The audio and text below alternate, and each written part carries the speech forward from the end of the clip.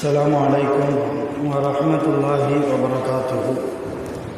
الحمد لله رب العالمين، والصلاة والسلام على سيدنا محمد وعلى آله وصحبه أجمعين، أما بعد. أعوذ بالله من الشيطان الرجيم. بسم الله الرحمن الرحيم. فكيف إذا جئنا من كل أمة بشهيد وجئنا بك على هؤلاء شهيدا. وقال نبينا محمد رسول الله صلى الله عليه وسلم: عينان لا تمسهما النار، عين بكت من خشية الله، وعين باتت تحرس في سبيل الله، أو كما قال عليه الصلاة والتسليم. எல்லா புகழும் அல்லாஹ் ஒருவனுக்கே உரித்தாகுக. எம்பெருமானார் முஹம்மது ரசூலுல்லாஹி ஸல்லல்லாஹு அலைஹி வஸல்லம் அவர்கள் மீதும், நிர்பாக்கியங்கள் நிறைந்த ரசூலுல்லாவின் குடும்பத்தார்கள், சஹாபா பெருமக்கள், தாபிஈன்கள், தபஅ தாபிஈன்கள், நஅதாக்கள், சுஹதாக்கள், சாலிஹீன்கள், நம் அனைவர்கள் மீதும் அல்லாஹ்வின் சாந்தியும் சமாதானமும் என்றென்றும் நின்று நிலவட்டுமாக. ஆமீன். எல்லாம் வல்ல அல்லாஹுவின் ரஹ்மத்தும் மேலான மக்ஃபிரத்தும் நம் அனைவர்கள் மீதும் முழுமையாக வந்து சேரட்டுமாக. ஆமீன். சங்கையான ஜமாத்தார்களே, பெரியோர்களே, உலகத்தில் மனிதர்களாக படைக்கப்பட்ட எல்லோருமே ஏதாவது ஒரு சூழ்நிலையில் தவறு செய்கிறோம். அல்லாஹ்வுக்கு பிடிக்காத காரியத்தை நாம் செய்து விடுகிறோம். உண்மையிலேயே செய்யக்கூடாது என்றாலும் கூட சில சூழ்நிலைகளால் பாவத்தின் பக்கம் நாம் போவதற்கு ஒரு சூழ்நிலை அப்படி ஏற்பட்டு விடுகிறது. ஆகையினால் உலகத்தில் அல்லாஹ்வால் படைக்கப்பட்ட எல்லா மனிதர்களுமே பாவம் செய்யக்கூடிய மனிதர்களாக இருப்பதால் முடிந்த அளவுக்கு நாம் செய்கிற தவறுகளை எண்ணி வருந்தி அல்லாஹ்விடத்தில் அழுது மன்றாடி துஆ கேட்கக்கூடிய சாலிஹீன்களாக, நல்ல மனிதர்களாக, உண்மையான மூமின்களாக, முஸ்லிம்களாக நாம் மாற வேண்டும் என்பதுதான் இஸ்லாமிய மார்க்கம் நமக்கு கற்றுத்தரக்கூடிய ஒரு விஷயமாக இருக்கிற அருமையான பெருமக்களே, அந்த அடிப்படையில் அல்லாஹ்வின் பக்கம் நெருக்கத்தை உண்டாக்கி தரக்கூடிய பாக்கியமான இந்த ரஜபுடைய மாதத்தில் 2வது ஜும்மாவில் இருக்கக்கூடிய நாம் அல்லாஹ்விடத்தில் அழுது மன்றாடுவோம் என்கிற ஒரு தலையங்கத்தின் கீழ் சில பிரயோஜனம் தரக்கூடிய விஷயங்களை பேசுவதற்கும் கேட்பதற்குமாக நாம் இருக்கிறோம்.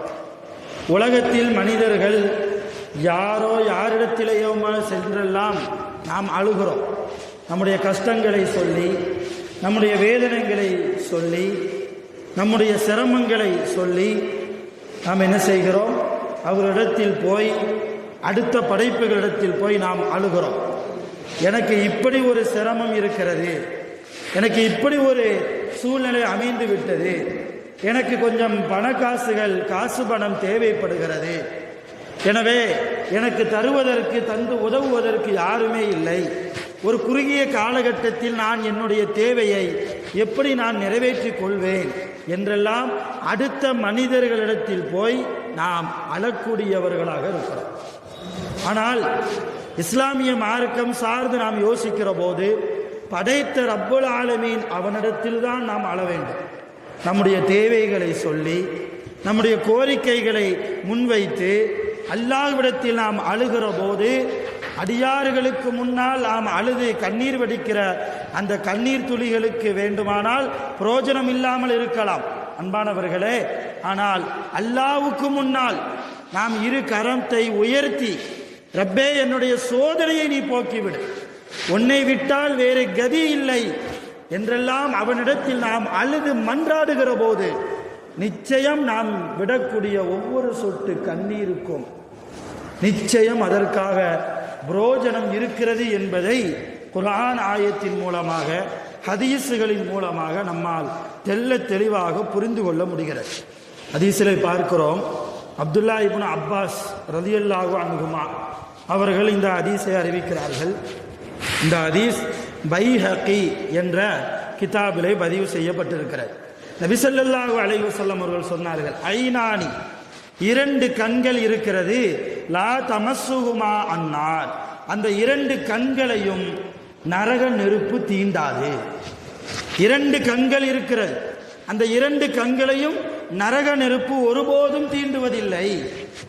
ரசூலுல்லாஹ் சொன்னாங்க, ஐனுன், முதலாவது கண், பக்கத்து மின் ஹஷியத்தில்லாஹ், அல்லாஹ்வுடைய பயத்தால் எந்த கண் அழுமோ, அல்லாஹ்வுடைய அச்சத்தால் எந்த கண்களில் இருந்து கண்ணீர் துளி வடிகிறதோ அந்த கண்களை அல்லாஹ் நரகத்தில் போடுவதில்லை. கண்ணை அல்லாஹ் நரகத்தில் போடுறது இல்லைன்னா இப்போ மற்ற எல்லா உறுப்புமே நரகத்தில் போயிருமா என்பதல்ல.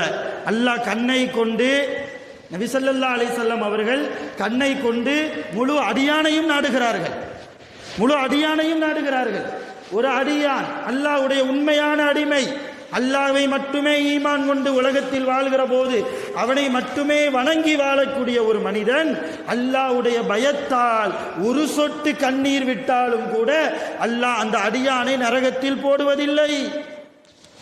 அல்லாஹ், நான் தவறு செய்தால் என்னை நீ கியாமத்தில் தண்டித்து விடுவாயோ, இந்த உலக நெருப்பையே என்னால் தாங்கிக் கொள்ள முடியவில்லையே, நாளை உன்னுடைய நரக நெருப்பு எவ்வளவு நெருப்பு ஜுவாலை, அதனுடைய உஷ்ணம் எந்த அளவு அதிகம், அந்த நரகம் எனக்கு தந்து விடாதே ரஹ்மானே என்றெல்லாம் நாம் செய்த தவறுகளை எண்ணி வருந்தி என் பாவத்தை மன்னித்து விடு ரப்பே என்று சொல்லி இந்த பாக்கியமான ரஜபுடைய மாதத்தில் நாம் அல்லாஹ்வுக்கு முன்னால் அழ வேண்டும். இன்றைக்கு அழுவதற்கு நாம் கூச்சப்படுகிறோம், அழுவதற்கு நம்முடைய கண்ணீர், நம்முடைய கண்கள் வெட்கப்படுகிறது. அம்மாவுக்கு முன்னால் அழுகிறோம், அத்தாவுக்கு முன்னால் அழுகிறோம், சொந்த பந்தங்களுக்கு முன்னால் அழுது நிற்கிறோம்.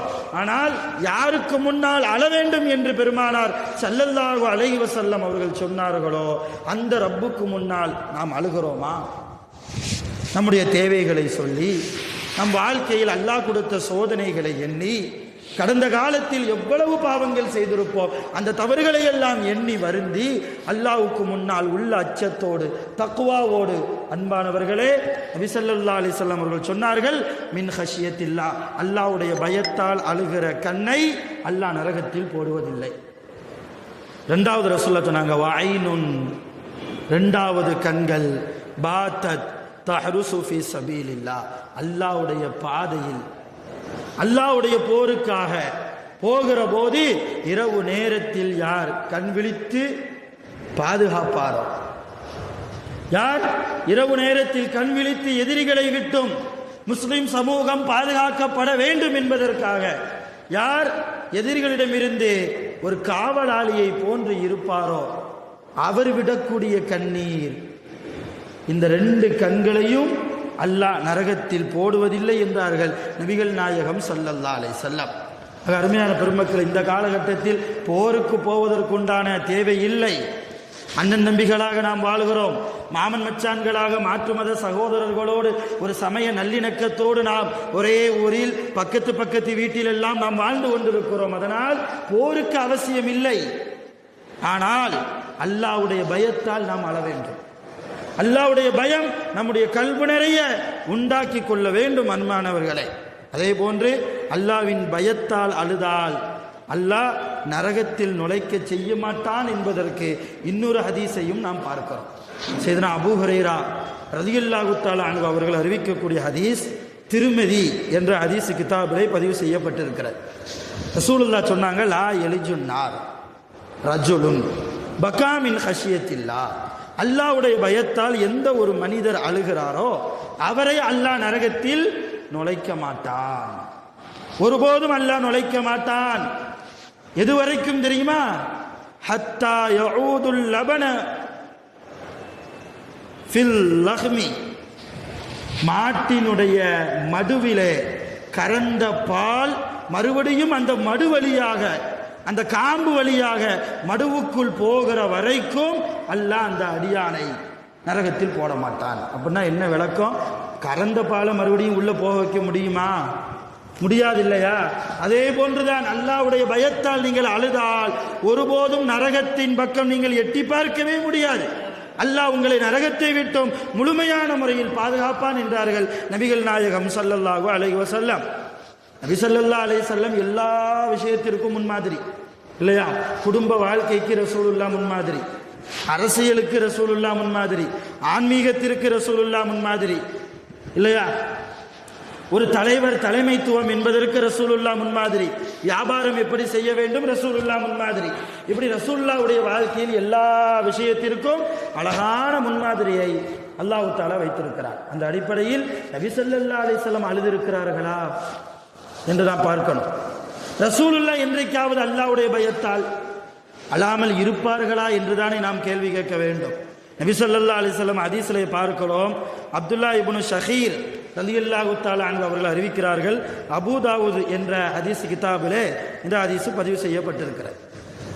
அப்துல்லா இப்னு ஷஹீர் ரலியல்லாஹு தஆலா அன்ஹு அவங்க சொல்றாங்க, ரஅய்து ரசூலல்லாஹி ஸல்லல்லாஹு அலைஹி வஸல்லம், நான் அல்லாஹ்வுடைய தூதரை பார்த்தேன், யுஸல்லி அவர்கள் தொழுது கொண்டு இருந்தார்கள், வஃபீ சத்ரிஹி அவர்களுடைய நெஞ்சிலே அசீசுன் க அசீஸிர் ரஹாமினல் புகா அழுகையால் தாடி முழுக்க கண்ணீர் துளிகள் நினைந்து தாடி வழியாக நெஞ்சிலே வழிந்து ஓடிக்கொண்டிருந்தது. தொழுகிற போது ரசூலுல்லாஹி ஸல்லல்லாஹு அலைஹி வஸல்லம் அவர்கள் அழுதிருக்கிறார்கள்.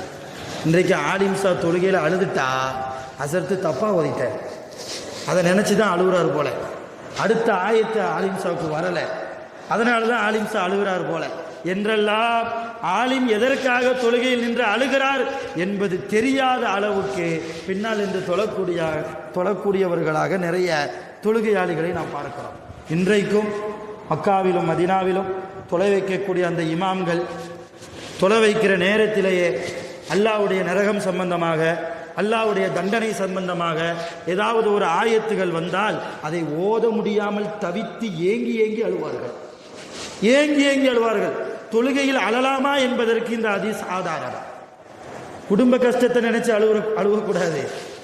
ஆயத்துகள் ஓதுகிற போது அந்த ஆயத்தின் அர்த்தங்களை விளங்கி, அந்த ஆயத்தினுடைய விளக்கங்களை விளங்கி, அந்த ஆயத்தின் பின்புறம் இருக்கக்கூடிய அந்த நரகத்தின் உஷ்ணம், அந்த அல்லாஹ்வுடைய மிகப்பெரிய கடுமையான தண்டனை, இதையெல்லாம் விளங்கி அழுவதாக இருந்தால் தாராளமாக தொழுகையில் யார் வேண்டுமானாலும் அழலாம், மார்க்கம் வரவேற்கிறது.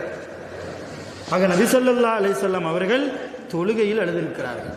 தொழுகை அல்லாத மற்ற நேரத்தில் அல்லாஹ்வுடைய பயத்தால் அப்துல்லா இப்னு மஸ்ஊத் ரலியல்லாஹு அவங்க அறிவிக்கிறாங்க, காலலி அன்னபியு ஸல்லல்லாஹு அலைஹி வஸல்லம், நபி ஸல்லல்லாஹு அலைஹி வஸல்லம் அவர்கள் ஒரு தடவை என்னை கூப்பிட்டு என்னிடத்தில் சொன்னார்கள், இக்ரா அலைய, எனக்கு கொஞ்சம் குர்ஆனை ஓதி காட்டுப்பா என்று நபி ஸல்லல்லாஹு அலைஹி வஸல்லம் அப்துல்லா இப்னு மஸ்ஊத் ரலியல்லாஹு கூப்பிட்டு சொன்னாங்க.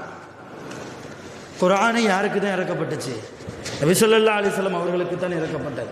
உலகத்தில் ரசூலுல்லாவை விட மிக இனிமையான குரலால், தெய்வீக குரலால், காந்த குரலால், மற்றவர்களை ஈர்க்கக்கூடிய குரலால் நபி ஸல்லல்லாஹு அலைஹி வஸல்லம் அவர்களை விட வேறு யார் ஓதிவிட முடியும்?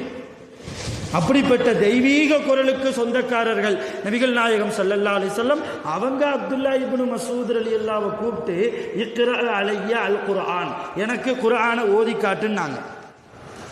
அப்ப அப்துல்லா இப்னு மஸ்ஊத் ரலியல்லாஹு கேட்டாங்களா, அக்ரவு அலைக், நபியே உங்களுக்கு நான் ஓதி காட்டவா? ஓ அலைக்க உன்சில், உங்களுக்குத்தானே குர்ஆனை இறக்கப்பட்டிருக்கிறது, உங்களுக்குத்தானே குர்ஆனை இறக்கப்பட்டிருக்கிறது, உங்களுக்கு போய் நான் ஓதி காட்டுவதற்கு எனக்கு என்ன தகுதி இருக்கிறது என்றெல்லாம் தன்னை தாழ்த்தி அப்துல்லா இப்னு மஸ்ஊத் ரலியல்லாஹு சொன்னபோது நபி ஸல்லல்லாஹு அலைஹி வஸல்லம் சொன்னாங்க, ஃபஉஹிப்பு, நான் ஆசைப்படுகிறேன், அன் அஸ்மஅஹு மின் கைரி, என் அல்லாத வேறொரு மனிதரிடமிருந்து குர்ஆனை ஓதி நான் கேட்பதற்கு ஆசைப்படுகிறேன். அருமையான பெரியோர்களே, பாக்கியம் நிறைந்த ரஜபுடைய மாதம். நான் சென்ற வாரம் சொன்னது போல ரஜபுன் ஷஹ்ருல்லா, ரஜப் அல்லாஹ்வுடைய மாதம். அல்லாஹ்வுடைய மாதத்தில் ஒன்று நாம் குர்ஆனை அதிகமாக ஓத வேண்டும். அப்படி இல்லையா, நமக்கு ஓத தெரியவில்லையா, நம் வீட்டில் இருக்கிற குர்ஆனை நன்கு ஓத தெரிந்த நம்முடைய பிள்ளைகளை அழைத்து, நம்முடைய மருமகன்கள், நம்முடைய மருமகள்கள், நம்முடைய பேரன் பேத்திகளை எல்லாம் அழைத்து பக்கத்தில் அவர்களுடைய கையிலே குர்ஆனை கொடுத்து, நீ ஓதப்பா நான் கேட்கிறேன் என்று நாம் சொன்னால் நன்மை பல மடங்கு கிடைக்கிறது.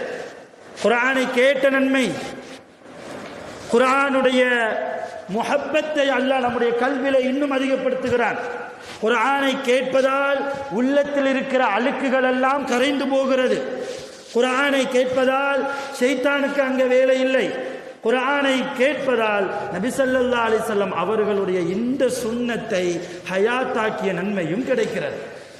ஒரு குர்ஆனை அடுத்தவர் ஓதி நாம் கேட்பதால் எவ்வளவு தூரம் நன்மை. அதுதான் ரசூலுல்லாஹ் சொன்னாங்க, ஃபஉஹிப்பு அன் அஸ்மஅஹு மின் கைரி, என்ன அல்லாத மற்றவரிடத்தில் இருந்து குர்ஆனை ஓதி நான் கேட்பதற்கு நான் ஆசைப்படுகிறேன். அப்துல்லா இப்னு அப்பாஸ், அப்துல்லா இப்னு மஸ்ஊத் ரலியல்லாஹு ஓத ஆரம்பிக்கிறாங்க. எதை ஓதுனாங்க? ஃபகரஅத்து அலைஹி, நான் நபி அவர்களுக்கு ஓதி காண்பித்தேன் சூரத்தன் நிசா. குர்ஆனில் நிசான்னு ஒரு சூரா இருக்கு. நிசானாலே பொம்பளைங்கன்னு அர்த்தம், பெண்கள் என்று அர்த்தம். பெண்கள் சம்பந்தமாகவே அல்லாஹ் ஒரு சூறாவை வைத்திருக்கிறான். இந்த சூறாவில் தான் வாரிசுரிமை சட்டமெல்லாம் வருகிறது. அப்படிப்பட்ட அருமையான ஒரு சூறா, பெண்கள் குறித்து பேசக்கூடிய ஒரு சூறா.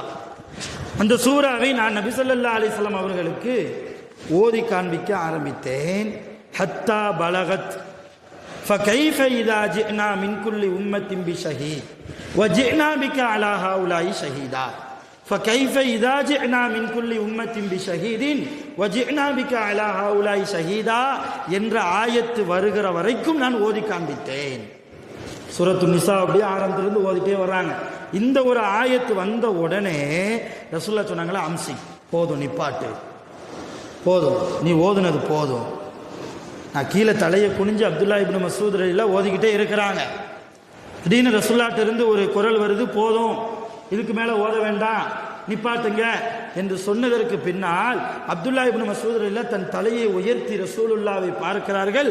ஃபஇதா, அந்த நேரத்தில் ஐனாஹு, ரசூலுல்லாவுடைய இரண்டு கண்களும் தத்ரிஃபானி, கண்ணீர் துளிகளால் வடிந்து கொண்டிருந்தது. ரசூலுல்லாஹ் என்ன செஞ்சுக்கிட்டு இருக்கிறாங்க? அழுது கொண்டிருந்தார்கள். அந்த ஆயத்து வந்தோன்னா அதுக்கு மேலே போகிறதுக்கு ரசூலுல்லாஹ்க்கு விருப்பம் இல்லை. அந்த ஆயத்துக்கு என்ன அர்த்தம்? சுருக்கமாக சொல்ல போனால், நாளைக்கு கியாமத் நாளில் ஒவ்வொரு கூட்டத்தார்களுக்கும் சாட்சியாளராக அந்த கூட்டத்திற்கு அனுப்பப்பட்ட நபியை அல்லாஹ் கொண்டு வந்து நிப்பாட்டுவான் கியாமத்தில். இவர்களுக்கு என்னை பற்றி நீங்கள் சொன்னீங்களா? என் வேதத்தை பற்றி சொன்னீர்களா? என் குர்ஆனை பற்றி சொன்னீர்களா? என் நரகத்தை, என்னுடைய சொர்க்கத்தை பற்றி, என்னுடைய நரகத்தை பற்றி சொன்னீர்களா? அப்படியெல்லாம் கேட்பான் அந்த நபிட்ட. நபி சொல்லிடுவாங்க, ஆமாம், என்னுடைய கூட்டத்துக்கு நான் சொல்லிட்டேன். இப்போ அதன்படி அமல் செய்யாதவர்களுக்கு தண்டனை. இதே போன்று நபி ஸல்லல்லாஹு அலைஹி வஸல்லம் அவர்களை பார்த்து அல்லாஹ் சொல்கிறான், வஜினா பிக அலா ஹவுலாயி ஷஹீதா, நபியே, உங்களுடைய உம்மத்து மக்களுக்கும் நீங்கள் சாட்சியாளர்களாக உங்களை நாம் கொண்டு வருவோம், உங்களை நாம் கொண்டு வருவோம். இந்த ஆயத்து வந்த உடனே ரசூலுல்லாஹ் எதை நினைச்சு அழுதாங்க தெரியுமா? இந்த உம்மத்துக்கு எதிராக நாம் சாட்சியாளராக வந்து நிற்போமா? என்னுடைய உம்மத் இல்லையா? என்னுடைய சமுதாய மக்கள் இல்லையா? சில பேர் தொழுதிருப்பார்கள், சில பேர் அல்லாஹ்வுடைய அச்சத்தால் வாழ்ந்திருப்பார்கள், சில பேர் பள்ளிவாசலுடைய தொடர்பில்லாமல் இருந்திருப்பார்கள், குர்ஆனுடைய தொடர்பில்லாமல் இருந்திருப்பார்கள், என்னுடைய ஹதீஸுடைய தொடர்பில்லாமல் வாழ்ந்திருக்கலாம், குர்ஆனுக்கு மாற்றமாக வாழ்ந்திருக்கலாம். அப்படி இருக்கிற போது நான் அவர்களுக்கு எதிராக சாட்சியாளனாக வந்து நிப்பாட்டப்படுவேனா? என்னுடைய உம்மத்து மக்கள் நரகத்திற்கு அழைத்து செல்லப்படுவார்களோ என்று நினைத்து அழுதார்கள் நபிகள் நாயகம் ஸல்லல்லாஹு அலைஹி வஸல்லம். எந்த அளவு இந்த உம்மத்தின் மீது ரசூலுல்லாஹ் வைத்திருந்த பாசம் நாம் யோசிக்கிறோம். இந்த உம்மத்தின் மீது, இந்த சமூக மக்களின் மீது, எல்லா மூமின்கள் மீதும், எல்லா முஸ்லிம்கள் மீதும், இவ்வளவு ஏன் முஸ்லிம்கள் அல்லாதவர்கள் மீதும் ரசூலுல்லாஹ் அன்பை அலாதியாக வைத்தார்கள். ரசூலுல்லாஹ் சஹாபாக்களோடு இருக்கும்போது ஒரு ஜனாசா போச்சு. உட்கார்ந்திருந்த ரசூலுல்லாஹ் அப்படி எந்திரிச்சு நின்னாங்க. சஹாபாக்கள் சொன்னாங்க, யார் ரசூலுல்லாஹ், நீங்கள் எந்திரிச்சு நிற்கிறத பார்த்தா அந்த மையத்துக்கு மரியாதை கொடுக்கறது மாதிரில தெரியுது. அது முஸ்லீமுடைய மையத்தல்ல, ஒரு மூமினுடைய மையத்தல்ல, அது ஒரு யூதனுடைய மையத், ஒரு யூதனுடைய ஜனாசா போகிறது.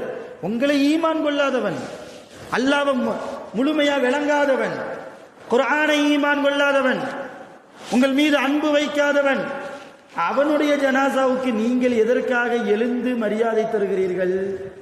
ரசூலுல்லாஹ் சொன்னாங்க, அந்த யூதனும் என் சமூகத்தில் ஒருவன் தானே, அந்த யூதனும் என்னுடைய சமூக மக்களில் ஒருவன் தானே. என் கண்ணுக்கு முன்னாலேயே என்னை முழுமையாக ஈமான் கொள்ளாமல் ஒரு யூதன் நரகத்திற்கு போகிறானே, என்னால் எப்படி பார்த்து கொண்டு சும்மா இருக்க முடியும்? என் மனம் பொங்குகிறது, கவலை அடைகிறேன் என்றார்கள் நபிகள் நாயகம் ஸல்லல்லாஹு அலைஹி வஸல்லம். இப்ப தன்னை ஈமான் கொள்ளாத மக்கள் விஷயத்திலும் கூட ரசூலுல்லாஹி ஸல்லல்லாஹு அலைஹி வஸல்லம் அவர்கள் காட்டிய அந்த அன்பு, அவர்கள் வெளிப்படுத்திய அந்த பாசம், அப்போ ஈமான் கொண்ட மக்கள் மீது ரசூலுல்லாஹ் எந்த அளவு அன்பு வைத்திருப்பார்கள். அதனாலதான் இந்த ஆயத்து வந்து அழுதாங்க, என் உம்மத்து மக்களுக்கு எதிராக நான் சாட்சியாளனாக நாளை என்னை கியாமத்தில் கொண்டு வந்து நிப்பாட்டினால், என் உம்மத்து மக்கள் என் கண்ணுக்கு முன்னாலேயே நரகத்திலே தள்ளப்பட்டால் என்னால் எப்படி பார்த்து கொண்டு சும்மா இருக்க முடியும்? அதை நினைத்து ரசூலுல்லாஹ் அழுதார்கள் என்று இந்த ஹதீஸிற்கு ஹதீஸினுடைய விரிவுரையாளர்கள் நமக்கு விளக்கம் தருகிறார்கள். ஆக அருமையான பெருமக்களே, ஆக எப்படியோ ரசூலுல்லாஹ் தொழுகையிலும் அழுதிருக்கிறார்கள், தொழுகை அல்லாத மற்ற நேரங்களிலும் சஹாபாக்களை குர்ஆனை ஓதச் சொல்லி அதை கேட்டு அழுதிருக்கிறார்கள். இன்னைக்கு நம்ம அல்லாஹ்வுடைய விஷயத்தில் மட்டும்தான் அழுவதில்லை. நமக்கு பிடித்தமான நம்முடைய மனைவி வஃபாத்தாகிவிட்டால் அழுகிறோம், நம்முடைய தாய் தந்தை இறந்து போய்விட்டால் அழுகிறோம். சில பேர் அங்கேயே மௌத்தாகிறவங்களெல்லாம் இருக்கிறாங்க. மனைவி மௌத்துனா கணவர் மௌத்தாயிருவார், அத்தாம்மா மௌத்துனா பையன் ஆஸ்பத்திரியில் கொண்டு வந்து சேர்க்கிற மாதிரி இருக்கும். அந்த அளவு சீரியஸ் கண்டிஷனில் போயிடுவார். அந்த அளவு அன்பினுடைய வெளிப்பாடு, அது தவறில்லை. ஆனால் காலங்கள் ஓட ஓட வருஷம் 2 வருஷம் 3 வருஷம் போக போக அந்த அத்தாம்மாவையும் மறந்துடுவார் இல்லையா? அந்த மனைவியே மறந்துடுவார், அந்த பிள்ளைகளை மறந்து விடுவார். இதுதான் மனிதனுடைய இயல்பான வாழ்க்கை. நம்மை மறக்காத ரப்புல் ஆலமீன் அனுதினமும் நம்மை நினைத்து கொண்டே இருக்கிறான். என்னுடைய அடியான் என் பக்கம் ஓடி வரமாட்டானா? என்னுடைய ரஹ்மத்தை பெறமாட்டானா? என்னுடைய அருளை பெறுவதற்கு தஹஜ்ஜத்தில் எழமாட்டானா? என்னிடத்தில் அவனுடைய சோதனைகளை நீக்குவதற்கு கரங்கள் ஏந்தி துஆ செய்ய மாட்டானா? அவனுக்கு நோயை கொடுத்திருக்கிறேனே, நோய்க்காக என்னிடத்தில் பிரார்த்தனை செய்து அவன் நிவாரணம் தேட மாட்டானா?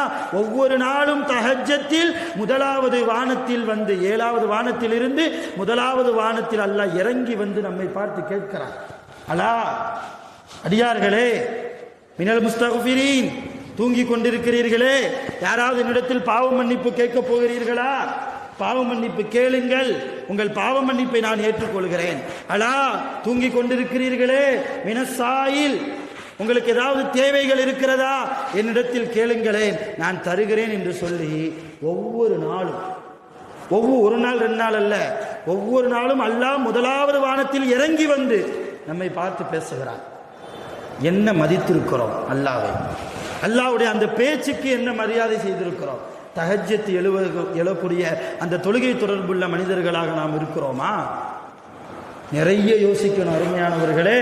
உலகம் ஒரு நாள் அழிந்துவிடும், அழியாத மறுமை நாள், அழிவே இல்லாத ரப்புல் ஆலமீனுக்கு முன்னால் நாம் நிற்கிற போது கைசேதம் அடைந்தவர்களாக ஒருபோதும் நின்றுவிடக் கூடாது என்பதற்காகத்தான் இது போன்ற ஹதீஸ்களை எல்லாம் முன்வைக்கிறேன். சில பேருக்கு கையை உயர்த்தினாலே அள வந்துடும். சில பேருக்கு தன்னுடைய கஷ்டங்களை எண்ணி கரங்களை அல்லாவின் பக்கம் உயர்த்தினாலே அழுகை வந்துடும்.